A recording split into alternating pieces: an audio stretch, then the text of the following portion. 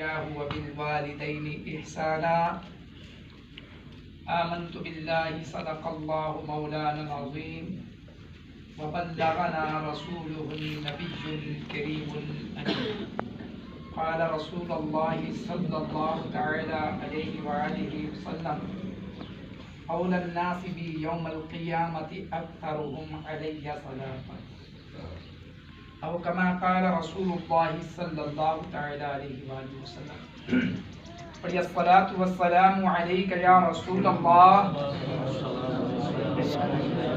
وعلى آلك وأصحابك يا حبيب الله الصلاة والسلام عليك يا نبي الله وعلى آلك وأصحابك يا نور الله آقا نامدار مدینے کے تاجدار شفیع روز شمار بیزن پروردگار عز و جل و صلی اللہ تعالی علیہ وآلہ وسلم کی ذات مبارکہ پر صلاۃ و سلام پڑھنے کے بے شمار فضائل و برکات ہیں۔ چنانچہ قبلہ شیخ طریقت امیر اہل سنت بانی دعوت اسلامی حضرت علامہ مولانا ابو بلال محمد الیاس ستار قادری رضوی ضیاء دامت برکات ملاریہ اپنی مایا ناز تصنیف نیکی کی دعوت نامی کتاب میں ایک حدیث پاک نقل فرماتے ہیں جس کو میں نے عربی میں تلاوت کرنے کا شرف حاصل کیا۔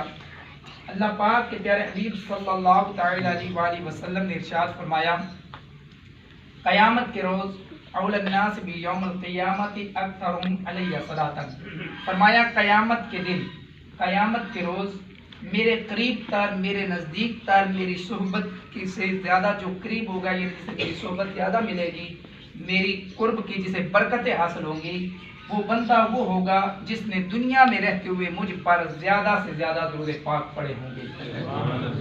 تو حصول برکت کے لیے، نزول رحمت کے لیے بآواز بلند درود پاک پڑھیے۔ اللہم صلی علی سیدنا و مولانا محمد النبی الامی الحبیب العالی القدر العظیم الجاہ وعلی آلہ وصحبہ وبارک وسلم صلاۃ و سلاما علیک یا سیدی یا رسول اللہ۔ محترم اور پیارے اسلام بھائیوں، یہ احصال ثواب کی محفل ہے۔ حاجی صاحب والوں کی والدہ محترمہ مرحومہ مغفورہ کا آج سالانہ ختم ہے۔ ہم ان کے احصال ثواب کے لیے جمع ہوئے ہیں۔ ربیع الاول کا بھی ببرکت مہینہ، باعظمت مہینہ رواں دواں جاری و ساری ہے۔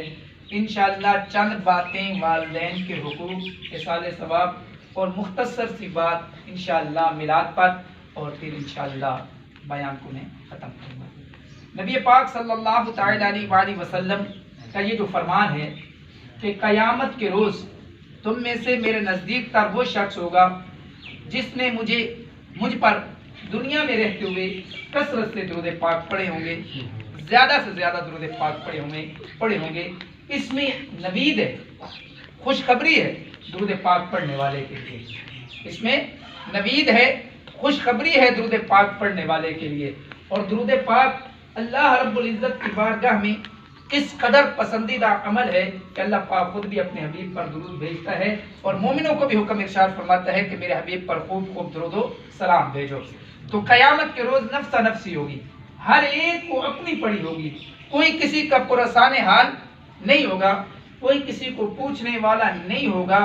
ایسی صورت میں جب کہ آقا کریم انبیاء اکرام علیہ السلام بھی فرما رہے ہوں گے آج جاؤ ان کی طرف جاؤ، ان کی طرف جاؤ جنہیں آج کے اس دن کے لیے بالخصوص اللہ پاک کی طرف سے عزتیں اور شان عطا کی جانے والی ہیں، آج ان کی طرف جاؤ، یعنی محمد عربی صلی اللہ علیہ وسلم کی طرف انبیاء اکرام علیہ السلام بھی بھیج رہے ہوں گے۔ تو اس نبی کی صحبت اور برکت اور قرب حاصل کرنے کا بہترین ذریعہ آقا کریم نے خود ارشاد فرمایا کہ میری ذات پر درود پڑھنا ہے۔ تو اپنی زندگی میں یہ روٹین بنائیے، معمول بنائیے کہ کم از کم زیادہ نہیں پڑھ سکتے تو 313 مرتبہ ضرور درود پاک پڑھ لیا کریں۔ بزرگان دین، مفسرین اکرام، محدثین اکرام فرماتے ہیں، علماء اکرام، فقہاء اکرام لکھتے ہیں کہ جو بندہ 313 مرتبہ درود پاک پڑھتا ہے وہ اللہ کے حبیب پر زیادہ سے زیادہ درود پڑھنے والوں میں شمار ہوتا ہے۔ यानी एक बंदा 1000 मरतबा पढ़ता है, एक बंदा 500 मरतबा पढ़ता है, एक बंदा 313 मरतबा पढ़ता है, तो जो कसरत से दुरूद पाक पढ़ने वाले होंगे उसमें इसका भी शुमार हो जाएगा जो कि 313 मरतबा दुरूद पाक पढ़ता है। आप कोई लाखों की तादाद में पढ़ रहा है, कोई सैकड़ों की तादाद में पढ़ रहा है, कोई हजारों की तादाद में पढ़ रहा है, लेकिन इस तादाद मुतय्यन की बरकत से इंशाअल्लाह वो भी कसरत से दुरूद पाक पढ़ने वालों में शामिल होगा और इंशाअल्लाह आका करीम सल्लल्लाहु अलैहि वसल्लम की कुर्ब की बरकतें उसे हासिल होंगी। अल्लाह पाक हमें दुरूद पाक का एहतिमाम करने की तौफीक अता फरमाए। कुरान करीम में अल्लाह पाक इरशाद फरमाता है वक़ज़ा रब्बुका अल्ला तअबुदू इल्ला इय्याहु व बिल वालिदैनि इहसाना। अल्लाह रब्बुल इज्जत कुरान पाक में इरशाद फरमाता है तुम्हारे रब की तरफ से तुम्हें ये हुक्म दिया गया है कि सिर्फ मेरी बंदगी करो, मेरी इबादत करो। वक़ज़ा रब्बुका अल्ला तअबुदू इल्ला इय्याहु व बिल वालिदैनि इहसाना। सिर्फ बंदगी और इताअत सिर्फ मेरी बजा लाओ। इताअत खुदाबंदी के बाद इताअत रसूल भी है, इताअत खुदाबंदी के बाद इताअत रसूल भी है, लेकिन बंदगी सिर्फ किसकी है? अल्लाह रब्बुल इज्जत की। इसलिए अल्लाह पाक ने इरशाद फरमाया कि मेरी बंदगी सिर्फ बंदगी मेरी बजा लाओ। इताअत मेरे हबीब की भी करो, इताअत मेरे हबीब की भी करो। अल्लाह पाक ने अपनी बंदगी के बाद जिस चीज का कुरान करीम में हुक्म इरशाद फरमाया वक़ज़ा रब्बुका अल्ला तअबुदू, इस आयत करीमा में बिलखुसूस वो क्या है? वक़ज़ा रब्बुका अल्ला तअबुदू इल्ला इय्याहु व बिल वालिदैनि इहसाना। अल्लाह पाक ने इरशाद फरमाया मेरी बंदगी बजा लाओ, मेरी इबादत करो और वालिदैन के साथ हुस्न सलूक से पेश आओ। वालिदैन के साथ हुस्न सलूक से पेश आओ। अब वालिदैन ये है कौन? वालिदैन ये वो अजीम नेमत हैं, वालिदैन ये वो अजीम हस्तियां हैं। खुदा की कसम ये दुनिया में है तो बंदे के लिए रहमत हैं, चले जाए तो फिर भी बंदे के लिए रहमत हैं। दुनिया में घर में मौजूद हैं तो फिर भी ये बंदे के लिए रहमत। अगर ये दुनिया से तशरीफ ले गए, कब्रों में दाखिल हो गए, तो अब इनकी कब्रें भी बंदे के लिए रहमत, उनके मज़ारात बंदे के लिए सबसे बड़ा मज़ार। औलाद के लिए सबसे बड़ा जो मज़ार है वो वालिदैन की कब्र है। ये मैं नहीं कह रहा, उलमा इकराम ने लिखा है, फुक़हा इकराम ने लिखा है कि बच्चा जो वालिदैन की कब्र पर जाकर हाजिरी देता है, कसरत के साथ ज्यादा से ज्यादा जो वालिदैन की कब्र पर जाकर हाजिरी दे और वालिदैन के लिए दुआए मग़फ़िरत करता है, तो जब ये मरेगा, जब इसका इंतकाल होगा, जब इसका इंतकाल होगा तो फिर फरिश्ते, अल्लाह की नूरी मखलूक, वो नूरी मखलूक कि जिसके बारे में अल्लाह पाक ने कुरान करीम में इरशाद फरमाया है ये वही करते हैं जिसका इन्हें हुक्म दिया जाता है। वो नूरी मखलूक जब ये बंदा इंतकाल करेगा, इस दुनिया को छोड़ेगा, इस दुनिया से रुखसत होगा, तो वो नूरी मखलूक कि जो बंदा अपने वालिदैन की कब्र की ज़ियारत करता था, कसरत से जाया करता था, अब जब के ये मर जाएगा, इंतकाल कर जाएगा, इस दुनिया से रुखसत हो जाएगा, इस जहान से अगले जहान में मुंतकिल हो जाएगा, तो अब अल्लाह की नूरी मखलूक, नूरी फरिश्ते जो है इसकी कब्र को ज़ियारत, इसकी कब्र की ज़ियारत के लिए आया करेंगे। अल्लाह के फरिश्ते इसकी कब्र को देखने, इसकी कब्र की ज़ियारत के लिए आया करेंगे। तो ये कोई कम एजाज की बात है? ये बहुत बड़े एजाज की बात है। ये बहुत बड़े एजाज की बात है बंदे के लिए कि बंदा, गुनाहगार बंदा, वो कब्र में उतरा, लेकिन उसका एक अमल था। वो अमल क्या था? ये वालिदैन की कब्र की ज़ियारत के लिए जाया करता था, वालिदैन की कब्र पर जाया करता था, दुआ किया करता था। तो अब फरिश्ते इसकी कब्र की ज़ियारत के लिए तशरीफ ला रहे हैं, तशरीफ ला रहे हैं। अच्छा, अब वालिदैन को पता है, वालिदैन को पता चलता है कि नहीं चलता? तो निशापुर के काजी में, पुराने बुजुर्गों में से, ये बुजुर्गों में हैं, इन्होंने एक वाकया लिखा है, पहले भी शायद मैंने यहाँ सुनाया हो, मुझे याद पड़ता है या कहीं और कहीं सुनाया है बरसनिये में। तो निशापुर के काजी हैं, उन्होंने एक वाकया लिखा है कि एक बच्चा रोजाना अपने हर जुमेरात को अपने वालिद मोहतरम की कब्र पर जाया करता था, हर जुमेरात को अपने वालिद मोहतरम की कब्र पर जाया करता था और जाकर ज़ियारत किया करता था और वहाँ जाकर यासीन शरीफ की तिलावत किया करता था। क्या करता था? यासीन शरीफ की तिलावत किया करता था। एक जुमेरात, दो जुमेरात, तीन जुमेरात, जाता रहा, बीच में नागा हो गया, एक दो जुमेरात उससे मिस हो गई। आज जब इससे जुमेरातें मिस हुई तो ये एक दो जुमेरात छोड़कर जब ये वालिद की कब्र पर पहुंचा और इसने वालिद की कब्र पर खड़े होकर यासीन अल कुरान अल हकीम इन्नका लमिनल मुरसलीन इसको पढ़ना शुरू किया, यासीन शरीफ की तिलावत करना शुरू की, तो इसकी आंख लग गई, इसको ऊँग गई, इसकी आंख लग गई, तो इसे वालिद का दीदार हुआ, इसे वालिद का दीदार, इसे वालिद का دیدار ہوا، جب اسے والد کا دیدار ہوا نا تو اس کے والد محترم نے اسے سوال کیا. ابا سوال کر سکتا ہے نا بھائی، ابا جان پوچھ سکتے ہیں بیٹا کہاں سے آ رہے ہو، بیٹا کہاں سے آ رہے ہو، کہاں گئے تھے، کیا کرتے رہے ہو، بتاؤ مجھے. ابا تو ابا ہوتا ہے، پوچھ سکتا ہے. تو ابا جان نے سوال کیا. ابا جان نے کہا بیٹا 2 جمعرات ہوگی تو آیا نہیں، وجہ کیا ہے؟ اچھا ابا آپ کو پتا ہے میں آتا ہوں. ابا جی آپ کو پتا ہے میں آتا ہوں. فرمایا صرف اتنا نہیں کہ تو آتا ہے مجھے اس کا پتا ہے، خدا کی قسم جن علامہ صاحب نے یہ کتاب لکھی ہے وہ لکھتے ہیں کہ ایک پل جو اس قبرستان سے 2 کلومیٹر کے فاصلے پر تھا، اس پل کی طرف اشارہ کرتے ہوئے اس کے ابا نے اپنے بیٹے کو کہا بیٹا جب تو اس پل پہ چڑھتا ہے میری طرف آنے کے لیے، قبرستان کی طرف آنے کے لیے، میری قبر پر زیارت کے لیے، میری قبر کی زیارت کے لیے، اور مجھے جب فاتحہ کرنے کے لیے، میرے لیے فاتحہ کرنے کے لیے، مجھے احسان کرنے کے لیے جب تو اس پل پہ چڑھتا ہے نا مجھے پتہ چل جاتا ہے میرا بیٹا میری طرف آ رہا ہے. یہ تھے کہنے بندہ مار گیا مردود نہ فاتحہ نہ درود، بندے کا تعلق ختم، مار گیا مردود نہ فاتحہ نہ درود. نہیں، حدیث پاک ہے ہر جمعرات کو روحیں، عالم صاحب موجود ہیں، ہر جمعرات کو روحیں گھروں پر آتی ہیں. نہیں، ہر جمعرات کو روحیں گھروں میں آتی ہیں، ان کا تعلق قائم رہتا ہے. اور ایک اور بھی حدیث ہے، آقا کریم صلی اللہ تعالی علیہ وآلہ وسلم کا فرمان معظم ہے کہ والدین کو ہر جمعرات، اور ایک روایت کے مطابق ہر پیر کو، ہر جمعرات اور ہر پیر کو بچوں کے اعمال، بچے کے افعال، بچے کی ایکٹیویٹیز، بچے کی کرتوت، بچے کے کام وغیرہ جو ہیں وہ والدین کے سامنے رکھے جاتے ہیں. تیرا بیٹا تیرے پیچھے یہ کر رہا ہے، تیرا بچہ، تیرا بیٹا تیرے پیچھے یہ کر رہا ہے. اب اگر بچہ نیک ہو، اچھے اعمال کر رہا ہو تو والدین کو فائدہ ہوتا ہے. اگر بچہ گناہ کر رہا ہو تو انہیں دکھ پہنچتا ہے، انہیں رنج ہوتا ہے، انہیں تکلیف ہوتی ہے. بہرحال والدین کی بڑی عزت اور شان ہے. نبی پاک صلی اللہ تعالی علیہ وآلہ وسلم نے ارشاد فرمایا والدین کے انتقال کر جانے کے بعد ان کے 4 حقوق باقی رہتے ہیں. کتنے؟ 4 حقوق باقی رہتے ہیں. کون سا؟ فرمایا الصلاۃ، ان پر نماز جنازہ ادا کرنا. کیا فرمایا؟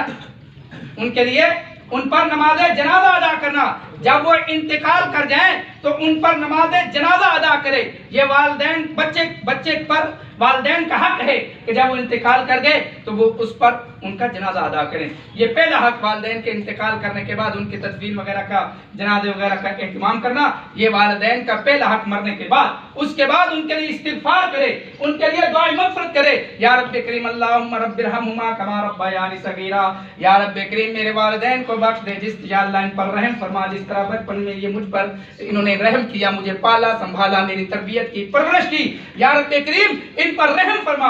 ان کے لیے استغفار کرے، ان کے لیے کیا کرے؟ استغفار کرے. اور اس کے بعد تیسرا حق جو ہے وہ کیا ہے؟ رشتہ داروں کے ساتھ تعلق کو قائم رکھے. رشتہ داروں کے ساتھ، والدین کے جو رشتہ دار ہیں، خالہ، ماموں، چچا، تائے، جو والد صاحب کے رشتہ دار ہیں ان کے ساتھ، جو والدہ کے رشتہ دار ہیں ان کے ساتھ تعلق کو قائم رکھے، تعلق کو، ربط کو جوڑے رکھے، مضبوط ربط رکھے، تعلق کو مضبوط رکھے. اس سے بھی میت کو فائدہ ہوتا ہے، والدین کی روح کو خوشی ہوتی ہے اور والدین قبر میں خوش ہوتے ہیں. چوتھا حق کیا ہے؟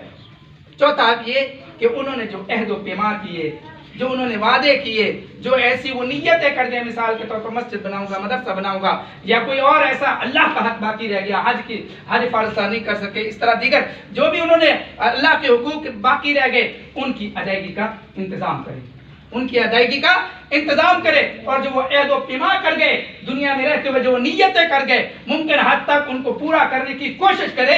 جب یہ یہاں بیٹھ کر، یہاں رہتے ہوئے کوئی مسجد بنوا دے گا، کوئی مدرسہ بنوا دے گا، کسی کی مدد کر دے گا تو انشاءاللہ اس کا فائدہ بھی اس کے والدین کو پہنچے گا.